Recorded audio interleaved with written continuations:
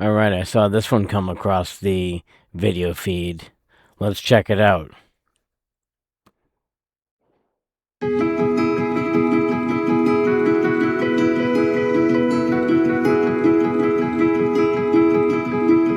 Hello, I want to thank you for choosing an Acorn stairlift. You can be assured that your stairlift will provide safe and reliable service that will allow you to enjoy the full use of your home for many years to come.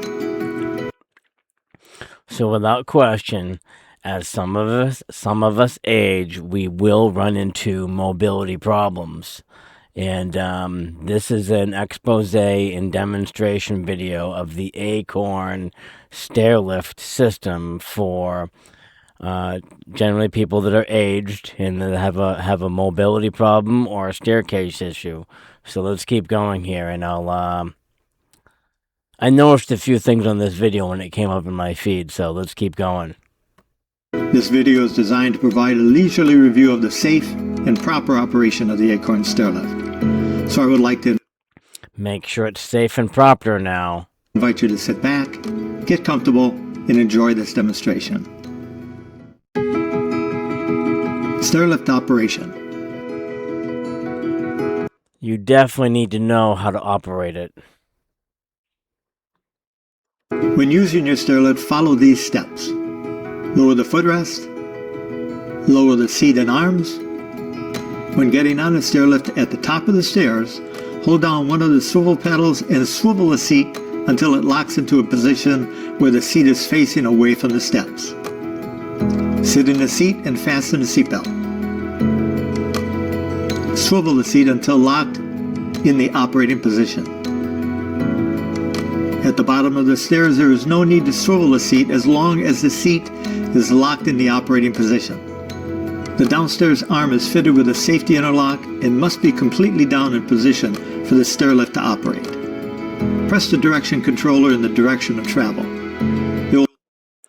Now, what if somebody has like a really bad case of arthritis?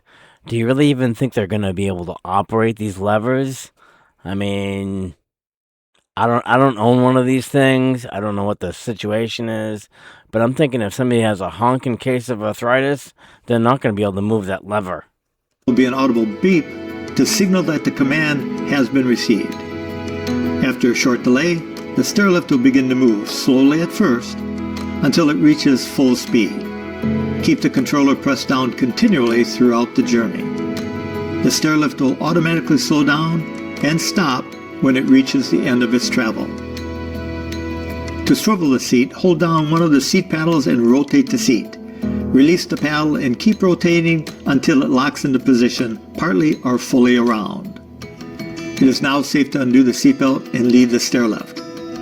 You may at this point swivel the seat back into its locked position and fold the footrest, arms, and seat up. Okay, now I have a problem with this graphic here. I am pretty confident that somebody that has a mobility issue, somebody that's significantly up in age that has a mobility issue with stairs, is not going to be able to bend down this far to move that footrest. That was one of the number one things that I noticed with this video is it's being demonstrated by somebody that does not have a mobility issue. This woman is probably, I'm guessing, probably about maybe 50, 55, 60 years old, does not have a mobility problem, and she's demonstrating this thing with complete ease. She's pushing everything back, and she even has the ability to stoop down and fold up the footrest. I'm thinking somebody with an actual mobility issue would not be able to perform this action here. They would not be able to do this. Parking and recharging. When not in use, it is vital that the stairlift is left on a charge point. The location of this can depend on the configuration that was installed in your home. On a standard track, the correct positions are at the top or bottom where the unit stops automatically. At these positions, the unit receives a power supply that allows the unit to recharge its internal batteries. the stairlift will make a single beep to indicate that a charge point has been reached. If there is an electrical supply failure... So all this information, I think for demonstration purposes, it's actually a pretty good video, but I do take issue with a couple segments on here. Again, the person lifting up the footrest, that's not going to be possible for somebody with a mobility issue. If the supply to your stairlift is switched off, it will continue to work for several journeys. However, the batteries will eventually lose their charge and the stairlift will not operate.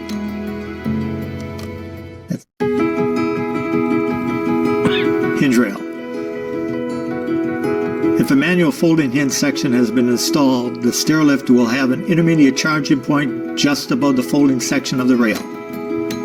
When not in use, it is vital that the unit is left on its intermediate charging point where the unit will recharge the batteries.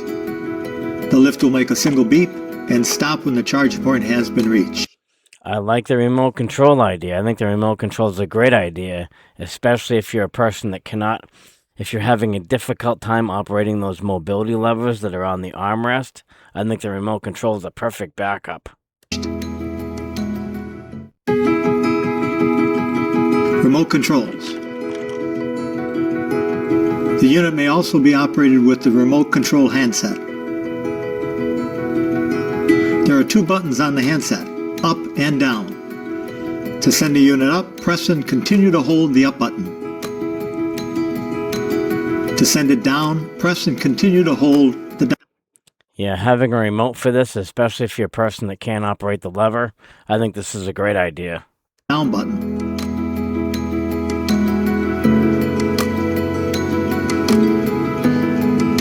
The unit will automatically stop at the end of the track or if the button is released.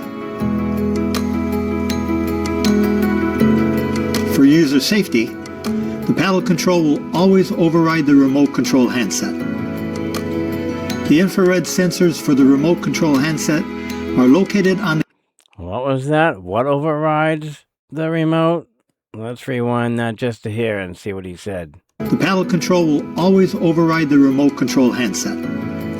The paddle control will always override the remote. That's good to know. The infrared sensors for the remote control handset are located on the carriage. The remote control needs to point at these sensors to operate the stairlift. Okay, so maybe if you're sitting in the chair and you have the remote control in your hand, it might not work depending on the configuration. Battery isolation switch. The battery isolation switch can be found on the upper side of the stairlift facing the wall. The switch should remain on at all times. Failing to do so will result in the batteries losing their charge and will not be covered under the warranty terms and conditions. Well, that's kind of hokey to have a switch in the middle of the thing that causes it to not charge. I mean, that's... maybe that they put a fail-safe in place on that for a reason, I guess. Key switch. You will find a key switch on the upstairs side of the stairlift. For the unit to operate, the key must be inserted and turned to the right or clockwise position. Okay, so you always have to leave the key in the unit then. When the key is turned to the left or withdrawn, the display panel will show E9 and the stairlift will not run. The key can be removed to prevent any unauthorized use. This will not affect the charging of the batteries. Yeah, I'm thinking somebody that has a big arthritis problem is probably not even going to be able to operate this thing. Paddle control. There is a paddle control located on the end of each armrest. To operate the unit, the paddle must be pressed and held in the direction of travel. There will be an audible beep to signal that a command has been received, and a momentary delay before the stairlift will operate. The unit will only operate while the paddle is being pressed, and will automatically stop when the unit reaches the end of the track or the paddle is released. In order for the stairlift to operate, you must maintain continuous positive pressure throughout the trip.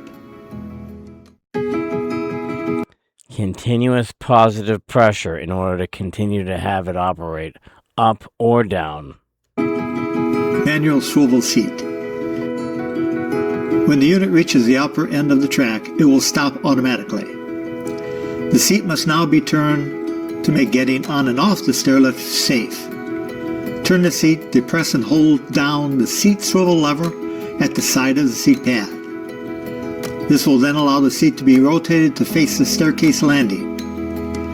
The seat will lock in position at 45 degrees and 90 degrees. Make sure the seat is locked into position before getting on or off. Well, that's kind of convenient, having it lock at 45 and 90. I could see where that would be of reasonable use. The stairlift. The footrest does not swivel, and the seat only swivels at the top of the staircase. Seatbelt. To fasten the seatbelt, pull out the belt and insert the clasp into the buckle. A positive click should be heard, indicating that the lock has engaged properly. To release the seatbelt, hold the belt with one hand and press the release button on the buckle. The clasp will automatically release and allow the belt to retract. Yeah, a little bit of an overkill tutorial. I'm pretty sure just about everybody watching, unless it's like a 4-year-old, is going to know how to operate the seatbelt. The seatbelt must be worn at all times when using a stairlift. It makes me wonder if there's a kill switch for the seatbelt. If you don't have the seatbelt engaged, it won't move. But he didn't mention that. Folding seat and footrest. And now again, folding the seat and footrest. I've already made my comment earlier. Let's see what happens here. The seat arms and footrest can be folded up when not in use to allow greater access on the stairway, efficiently using the space in your hallway. Yeah, I'm thinking somebody with a mobility issue is definitely going to have a hard time bending over to get that footrest up. They're going to either have to have a caregiver do that or a grandchild do that. I don't see somebody with a mobility issue having the ability to bend over this far, unless somebody might be able to do it with their cane. The stairlift can still be operated using a remote control handset. E6. Unlike the pedal switch, the remote handset will operate the stairlift while in the folded position. However, it will not work if the seat has been turned away from the normal riding position. This will be indicated by E6 on the display panel. Okay, so there's a couple fail-safes and some codes that you have to keep track of. Safety edges. Before operating your stairlift, ensure that there are no obstructions on the staircase. The stairlift is fitted with 5 safety edges. Each side of the carriage, each side of the footrest, and under the footrest. If these encounter any obstruction, the stairlift will stop immediately. Yeah, something like this, I could see where this would come in handy. You know, you've got a grandson or a granddaughter that might leave a toy in the way. This part I understand. Move the stairlift back in the opposite direction and remove the obstruction. Interrupted travel. If travel on your stairlift is interrupted, take the following sequential steps. Make sure both armrests are completely down. Try traveling in the opposite direction. So it seems like there's kill switches in the armrest. If the armrest's not completely down, it's not going to move. Try to continue in the original direction. Call out for help to someone in the home. If no one is home and you have a cell phone on hand, I got a kick out of that part. If this thing stops and it gets really dire, you better hope that you've got a cell phone in your pocket if there's nobody around, because you might be stuck in this chair for a while. Call for help. If none of these options are available, follow the emergency dismount instructions. Okay, so there's an emergency dismount if you have to. Emergency dismount. If you must disembark mid-travel for any reason, turn the seat depressing the seat swivel lever, allowing the seat to face the staircase. Release the paddle and unlock the seat in place for a safe exit. If the stairlift fails to operate, please remain calm and alert others before attempting to disembark the stairlift. Please remain calm.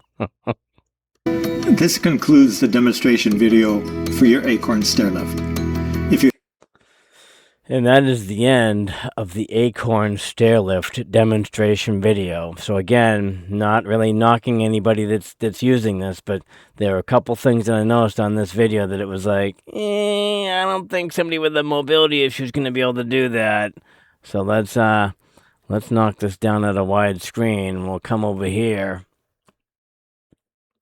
Oh, I minimized it. Boop.